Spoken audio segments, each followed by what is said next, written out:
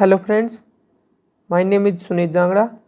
आज हम करेंगे कि what is the derivative and type of derivative. Derivative होता है जो फाइनेंशियल मार्केट का एक पार्ट है। ठीक है, फाइनेंशियल मार्केट का इम्पोर्टेंट फंक्शन क्या होता है कि मैनेज रिस्क, मतलब रिस्क को कम से कम करना। ठीक है, जब भी हम कोई बिजनेस ट्रांजैक्शन करते हैं तो उसको कंप्लीट होने में टाइम लगता है। ऐसा तो है नहीं कि हमने आज कोई डील की और वो आज ही कंप्लीट हो जाएगी। उसको मतलब कंप्लीट होने में 1 मंथ लग सकता है, 2 मंथ लग सकता है, मतलब फ्यूचर में कंप्लीट होती है वो। ठीक है, ऐसे में जो हम किसी प्राइस की प्रोडक्ट की डील करते हैं तो आज के टाइम में जो उसका प्राइस होता है, जो फ्यूचर में जब हमारी डील कंप्लीट होती है वो प्राइस एज इट इज़ नहीं रहता, तो प्राइस चेंज हो जाता है। तो ऐसा नहीं है कि जब आज हम कोई डील कर रहे हैं वो आज हमारे लिए प्रॉफिटेबल है, लेकिन वो फ्यूचर में भी हमारे लिए भी प्रॉफिटेबल होगी। ठीक है, वो नॉन प्रॉफिटेबल भी हो सकती है।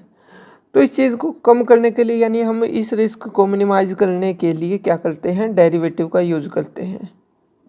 ठीक है, अब हम देखते हैं कि डेरिवेटिव क्या होता है, क्या है। Derivative are tradable product who price is based upon another market.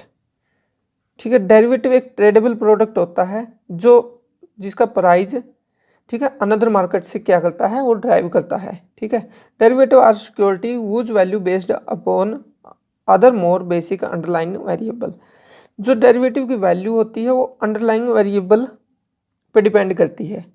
ठीक है, अंडरलाइंग वेरिएबल क्या होता है, इसमें equity, commodity and interest rate, credit risk, ये सब आता है। ठीक है, अब देखते हैं अंडरलाइंग।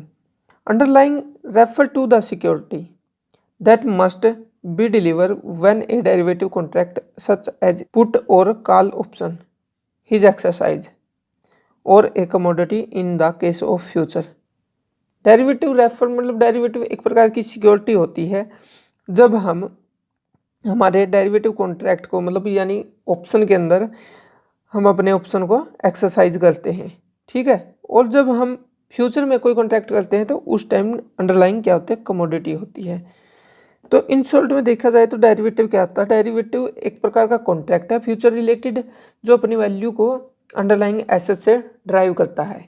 ठीक है, जैसे इसका मेन मोटिव होता है कि रिस्क को मिनिमाइज करना।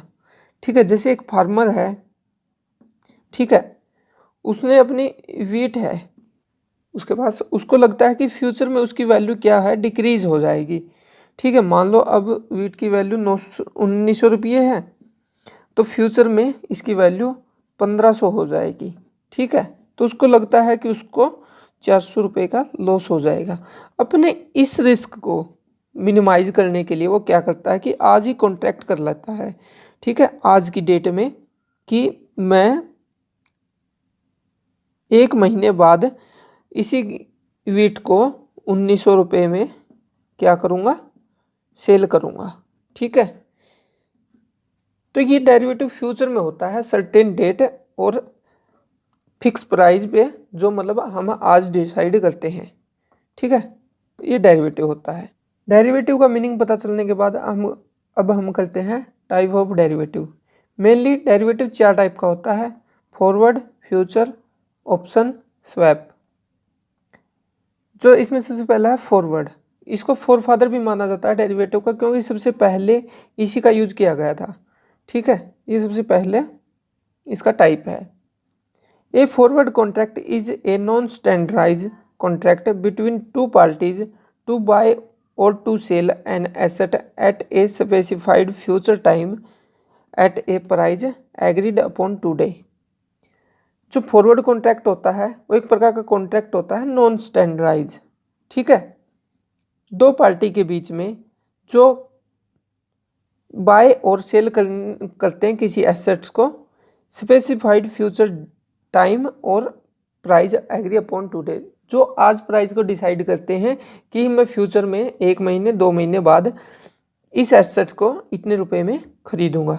ठीक है, लेकिन ये नॉन स्टैंडर्डाइज होता है, ये OTC बेस होता है, यानी ओवर द काउंटर। ठीक है, इसमें 2 पार्टी आमने सामने आती है, एक पार्टी हो गई, एक सेकंड पार्टी हो गई। ठीक है, ये आमने सामने आती हैं और ये आमने सामने बैठ कर कॉन्ट्रैक्ट कर लेती हैं। आ गया था future. A future contract is an agreement between two parties to buy और sell an assets at a certain time in the future at a certain price. मतलब जो फ्यूचर होता है वो एक कॉन्ट्रैक्ट होता है, यानी एग्रीमेंट होता है दो पार्टी के बीच में, जो अपनी बाय और सेल करते हैं एसेट्स को सर्टेन टाइम, निश्चित समय, कोई फ्यूचर में, ठीक है, और सर्टेन प्राइस पर।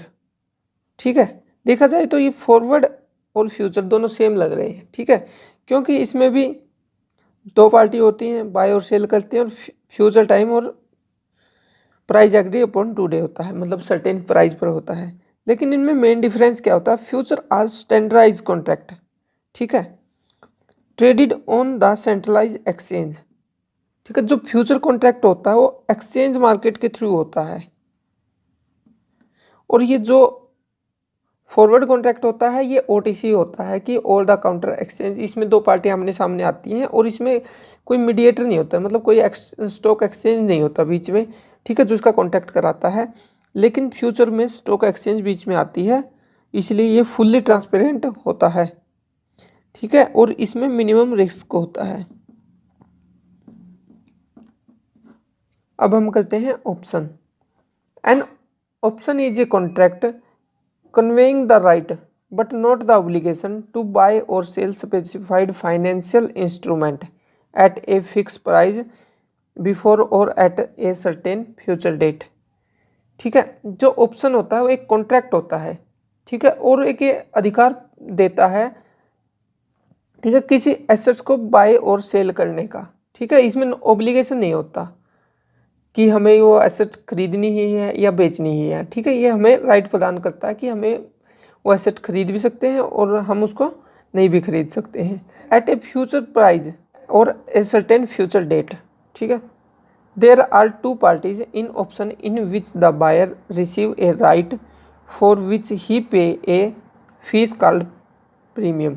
ठीक है, इसमें ऑप्शन में टू पार्टीज होती हैं, जिसमें से बायर होता है जो राइट को रिसीव करता है कि किसी एसेट को उसको खरीदना है या नहीं खरीदना है, एक प्रकार का ऑप्शन हो गया। ठीक है, ये राइट को रिसीव करता है, मतलब एक फीस पे करके, जिसको क्या कहा जाता है? प्रीमियम कहा जाता है। ठीक है, and the seller undertake an obligation, और जो इसका सेलर होता है उसको ये प्रीमियम मिलती है, और इस प्रीमियम के बदले में क्या लेता है? वो ऑब्लिगेशन लेता है कि उसको वो हर हालत में एसेट्स बेचनी ही पड़ेगी। ठीक है, there are two component of option, call option और पुट ऑप्शन। इसको हम आगे देखेंगे जब हम ऑप्शन करेंगे।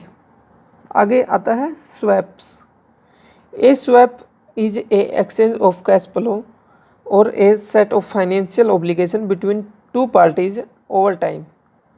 ठीक है, स्वैप क्या होता है? स्वैप ये एक एक्सचेंज है कैश फ्लो का, दो पार्टीज के बीच में उनके फाइनेंशियल ऑब्लिगेशन का। Swap involve agreement between two parties for a specified period of time. Swap के अंदर क्या होता है कि एक स्पेसिफाइड पीरियड टाइम के अंदर टू पार्टीज इन्वॉल्व होती हैं, जो क्या करती हैं? अपने फाइनेंशियल ऑब्लिगेशन को एक्सचेंज कर लेती हैं। ठीक है, जैसे कि हम देखते हैं कि एक ए है और एक बी है। ठीक है, इन्होंने क्या ले रखा है? कार लोन ले रखा है। ठीक है, कितना का? 1 लाख का, और इसने भी 1 लाख का। ठीक है, इसने तो ले रखा है ये फिक्स इंटरेस्ट रेट पे, और इसने ले रखा है कि फ्लैक्चुएट इंटरेस्ट रेट पे। इसकी जो इंटरेस्ट रेट रहेगी एट द रेट 10% रहेगी, ये फिक्स है। ओवर द पीरियड जब तक इसको ये लोन को रिपेमेंट नहीं कर देता, तब तक इसको 10% के हिसाब से इंटरेस्ट की पेमेंट करनी पड़ेगी। लेकिन इसको क्या फ्लैक्चुएट रेट पे ले रखा है कि इसको मतलब टाइम टू टाइम चेंज होती रहती है, फ्लक्चुएशन है इसके इंटरेस्ट रेट में। तो अब बी को तो लगता है कि मुझे क्या करना चाहिए कि फिक्स इंटरेस्ट रेट पे लेना चाहिए। ठीक है, और इसको ये लगता है कि यदि मैं इस लोन को फ्लक्चुएट इंटरेस्ट रेट पे ले लेता तो सही होता। ठीक है, तो ये दोनों पार्टी आमने सामने आती है और ये क्या कर लेती हैं? अपने इंटरेस्ट रेट को स्वैप कर लेती है। ए बोलता है बी से कि मैं तेरे इंटरेस्ट की मैं पेमेंट कर देता हूँ। ठीक है, और बी ए के इंटरेस्ट की पेमेंट कर देता है। तो अब ए के पास तो क्या है, फ्लैक्चुएट इंटरेस्ट रेट है, और बी के पास क्या है, फिक्स इंटरेस्ट रेट है। तो ऐसे में ये स्वैप कर लेते हैं, क्या होगा, ये फाइनेंशियल ऑब्लिगेशन हो गया, और इसको ये क्या कर लेते हैं, स्वैप कर लेते हैं। ठीक है। और इसमें ध्यान रखने की बात ये है कि जो हम ये इंटरेस्ट रेट स्वैप करेंगे उसमें जो लोन होगा उसकी अमाउंट सेम होनी चाहिए और उसका नेचर सेम होना चाहिए। यदि ये ए के पास कार लोन है तो बी के पास भी कार लोन होना चाहिए। ठीक है, तभी वो क्या कर सकते हैं, स्वैप कर सकते हैं। तो आज के लिए इतना ही। Okay, thank you for listening.